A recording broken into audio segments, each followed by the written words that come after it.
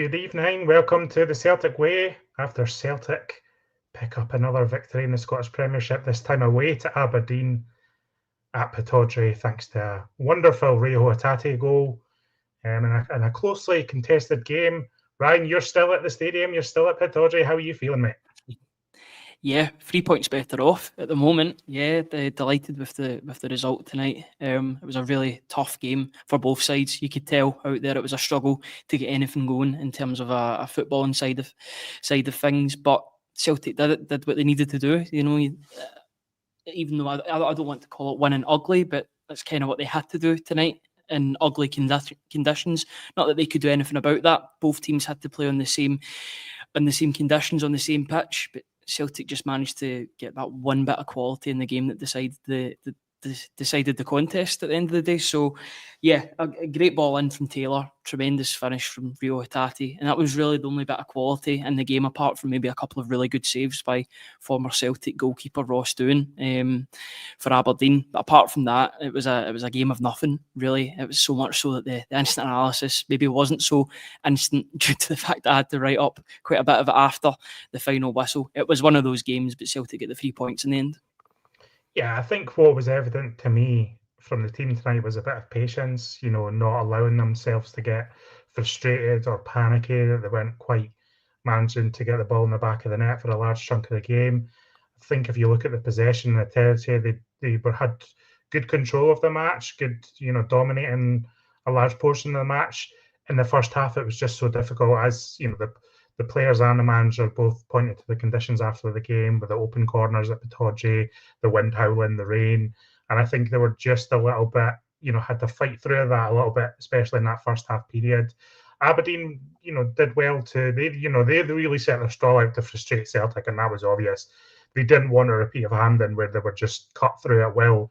They really packed the central areas, forced some players out wide. But I thought the tactical tweaks that Rodgers made were astute, especially bringing Greg Taylor on and giving us a bit of an extra man in that central area, and kind of that started to open up Aberdeen for me. So it was a combination of a tactical tweak from Rodgers, a little bit of personnel change, and just patience and composure. And I think Greg Taylor really, that moment of quality that you talked about, that's Greg Taylor showing the composure that we need in a game like that.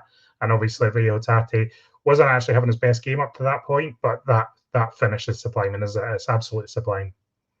No, it's a couple of things, and I completely agree with you with what you're saying with Greg Taylor, because he could have easily came on and been annoyed with the fact that he wasn't starting this game. Instead, and I wrote about this in the instant analysis, he took his sort of frustration out on Aberdeen, which was good to see, obviously, from a Celtic perspective, because he overflows the midfield. And that one move, he's the one player that Aberdeen just aren't marking at that moment in time. And that proves to be the difference, because he's got that range of passing to get the ball to Hatate. It's a great finish, great touch and finish from Hatate, but it's all made from the cross. I think a lot of the credit does have to go to Greg Taylor. For Alex Bailly, I wanted him to start the game, but I thought he really struggled in that first half. There was a couple of moments where he got forward and it looked as if things were going to happen down that side, but that battle that he had against Duke, he was coming out second best on quite a few occasions. Got to the point where he was getting quite wound up with that 1v1 battle. Picked up a booking, a really unfortunate booking. I've watched it back. I don't know how Bailly got the booking there on Duke. But I did call it at halftime. I was like, maybe if Rodgers is going to change anything, it might be at left back, just because he's on a booking, because Aberdeen might look to exploit that and maybe get a man down. Of course, Aberdeen had a couple of men on yellow cards as well, but that change was inspired. But it wasn't the only change in the game that I thought did really well. I thought all of the subs that came on had a really telling impact. Ida was making things happen up front. James Forrest was holding on to the ball. Luke McCowan was being industrious as ever. So everybody that's coming off the bench is making an impact for Celtic, whether they're starting or coming off the bench. Every player is trying to make a positive impact in the team.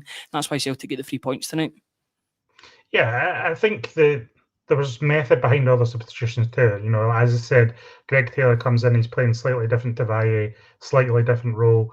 That opens a bit of space that then McCowan exploits, and then Ida's causing nuisances himself through the middle as well. And then suddenly Aberdeen, having tried to force Celtic into wide areas, are suddenly dealing with different threats in those central areas, and they're a little bit softer as a result. Then they get tired and they start to tire, and they've got to keep a concentration that is very hard when you're playing Celtic. It's very hard to keep that up for 90 minutes. There's a reason why Celtic break down teams more often than not. And yeah, I just thought that patience and the mentality that the team showed was fantastic. Now, you were in speaking to Brendan Rodgers after the game as well, Ryan. What kind of things was he saying? Who was he kind of picking out as his top performers on the night? He was just hyping up the whole team. To be honest, as a collective, he was delighted with every single player, especially in the ugly conditions. He was saying it was horrific conditions for both teams, but he talked about the character that the players showed, talked about the great finish from Rio Hatate, how the goals are getting spread throughout the team. It's another goal for a midfielder. I was talking to Callum McGregor after the game. Those quotes will be embargoed until tomorrow night, but he was in good spirits too. I'm trying to be careful not to break any embargoes before the quotes even go out tomorrow night at 10:30. But yeah, he was just delighted. Brendan Rodgers was delighted with the way that his team faced that adversity and came through it and got the 3 points. He's saying that the league isn't over, not by a long shot, but it's just another step forward to where Celtic need to be at the end of the season. In character and adversity, the conditions were not great tonight, but they still managed to get the 3 points. You look at the adversity that was shown against Hearts in an intimidating environment, they got the 3 points there. The fact that they had to win late on against Ross County, they still get the 3 points. That's the difference this season, John. They're winning games. Doesn't matter how long it takes for a goal to come. It just feels as if a goal is coming for Celtic. Yes, they only managed one goal tonight, which is a bit odd considering we were talking about how many times they've scored more than one goal in a game. It doesn't matter how they go in. It doesn't matter how many of them go in, as long as you get more than your opponent. And Celtic got one more than their opponent, which means they get 3 more points. One of the answers I enjoyed from Brendan Rodgers, he was kind of asked, was it a mentality type of game? Did they have to show a good attitude tonight? And this was Brendan Rodgers' response to that. He said, it was always going to be that. We had to showcase our attitude and mentality and everything we were saying before the game. This is your body language. This is everything. You're way up in the north of Scotland. It's the rain. The wind is pouring in. Our supporters are stuck in a corner with no cover, and we have to do it for them, do it for ourselves. Players show great mentality and great bravery to still try to play how we want to play. Eventually, we'll get a reward from that. So, satisfying for the manager, isn't it? We talk about the 5-0 wins and the massive scorelines, but I think for players and managers going to a ground with tough conditions, it's not all going your way in the game. To come out of that with a victory is massive for them, and they all looked really happy. Obviously, they're happy with the win after the game, but they look like that was a fist pumping win for the players. That they've come through that with 3 points. Yeah, we always talk about Pittodrie as being one of those galvanising locations for Celtic. In the past, you've had good performances from Ronnie Dyler's teams, late goals from Ronnie Dyler's teams, Brendan Rodgers in his first spell, Neil Lennon in his second spell, his first spell as well, looking back, and then Brendan Rodgers in his second spell. This was a game in which the conditions were against Celtic in the way that they wanted to play, and the way that Aberdeen wanted to play as well, because they're a good team with the ball at their feet, and they did show that in certain moments in the game, certain counter-attacks that maybe they should have done better with. I remember in particular, Leighton Clarkson in the second half had a really big chance that he squandered. I want to quickly bring up that block at the end. I believe it was Cameron Carter-Vickers that got the block right at the end. Both Cameron Carter-Vickers and Austin Trusty tonight were absolutely immense for Celtic. I think we are witnessing the birth of a really, really good defensive partnership between the two of them. Two very different players, but they both complement each other very, very well. Similarly to the way that Carter-Vickers and Carl Starfelt both complemented each other, because Trusty's got that recovery pace. He's also really good at intercepting the ball. He seems to have a knack of finding out or sniffing out where the danger is and getting rid of the danger. I was really impressed. For me, personally, I thought Trusty was my man of the match tonight. I thought he was just an absolute colossus at the back. Every time that Aberdeen looked to be going forward, from what I can remember, it seemed to be Trusty that was getting on the end of it. Yes, they did have a couple of chances towards the end, and Carter-Vickers did get that important interception or important block. Not the first block that he's had, because he had a big one against Hearts at Tynecastle as well. But I just thought the two of them, particularly Trusty, were absolutely tremendous tonight, and they can be really, really proud of their efforts in a really difficult night and a difficult surface. What's pleasing is, I mean, you're right, and the only moment that Trusty has is the moment that just before the block, where he kind of lays it off or kind of stumbles a bit in the box, and that gives Sockler the chance. But what the reason I'm bringing that up is because what's so good about that is, even when there's a wee mistake made or a wee lapse in judgment, the other one was there to bail the other guy out. So Trusty makes a wee mistake, Carter Vickers is right in front of the ball to get the block on it, to put the ball over the bar and really bail in his defensive partner out.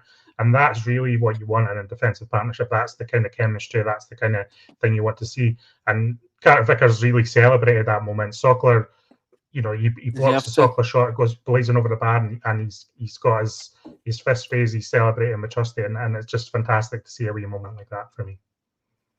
Yeah, absolutely, because it's every bit as good a goal for these defenders, even though he is no stranger to scoring.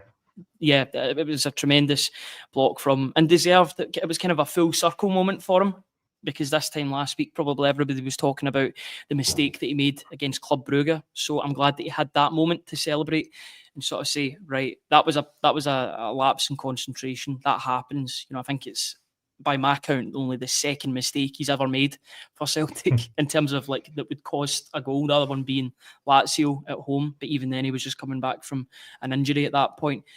He's so reliable, and he came up trumps tonight again, as is what he'll do throughout the season when he's fit. That's why you've got to keep him fit. That's why Liam Scales is going to be important in terms of rotating the two, or rotating Trusty as well. Having this sort of treble of really good centre backs for Celtic at the moment is going to be handy, because if a player's maybe feeling fatigued, they've got a knock, you know that you can bring somebody off the bench or from the bench into the starting lineup for the next game.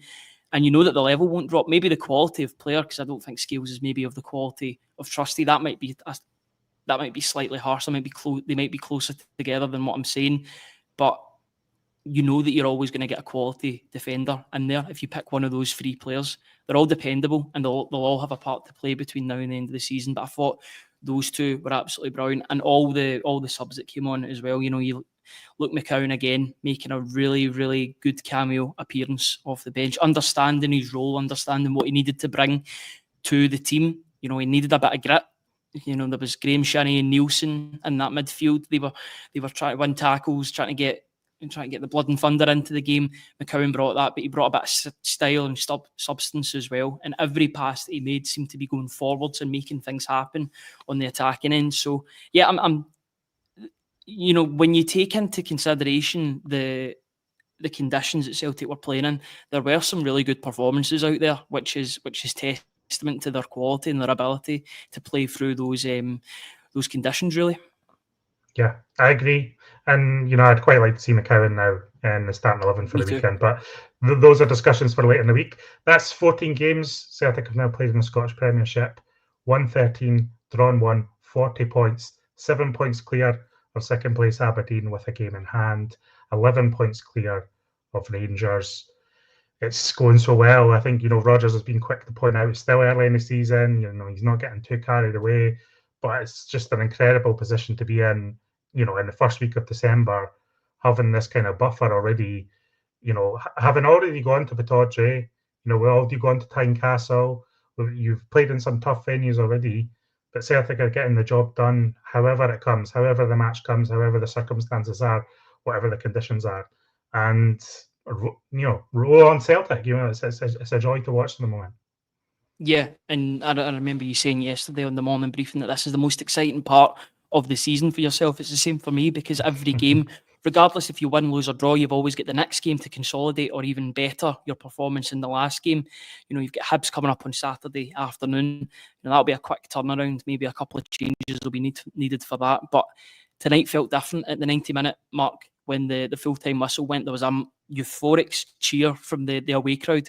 Quite a muted crowd. I think they were maybe, feeling the effects of the weather. It was a difficult game to be at, a difficult game to witness, a difficult game to watch as well for large parts of it. But there was a big roar at full time, and it felt as if it was a massive 3 points. Aberdeen, there's been a lot of talk of them this season. They were neck and neck with Celtic. The fact that they got those 3 points, but not just that, in the way that they got the 3 points, they had to battle, they had to win ugly. I was saying to Rodgers after the game, is it just as satisfying? I know you get 5-0 results, but is it just as satisfying to get those 1-0 in adversity? And he was like, yes, absolutely, completely. It's still the same 3 points at the end of the day. And, it was first 3 second, very much a banana skin game in which Celtic could have slipped up on the night, especially with Rangers winning as well. All of a sudden you could be talking about narratives and gaps being closed, etc. I know there's still a sizable gap, but no, that wasn't the case. Celtic just did their business. They got the 3 points and they moved even further in front of Aberdeen. So absolutely no complaints whatsoever. Yeah, I think Celtic are playing to their own narrative this season, shall we say. Look, Ryan, it's late. You've still got the journey down the road and have a safe journey down the road. So I think we'll leave it there and regroup. Hamish is on in the morning with Kevin for the morning briefing. We'll have more reaction to the match tomorrow on the website as well. Thanks to everyone who has been supporting us this week, either through subscriptions on the website or just subscribing to the YouTube channel, which we would really appreciate too. If you like the content we're putting out, then get involved and support us in any way you can. It makes it all possible, and we really do truly appreciate it. Until then, Ryan, I think that we'll say goodbye, and I hope you have a safe journey down the road in this brutal weather. You've done a good shift tonight. Thank you very much. 2 hours and 40 minutes down the road. Hopefully I can get there sooner rather than later, but a little bit easier knowing that Celtic get the 3 points today. Perfect. Good night, everyone. Enjoy your night. Thank you, everybody. Cheers.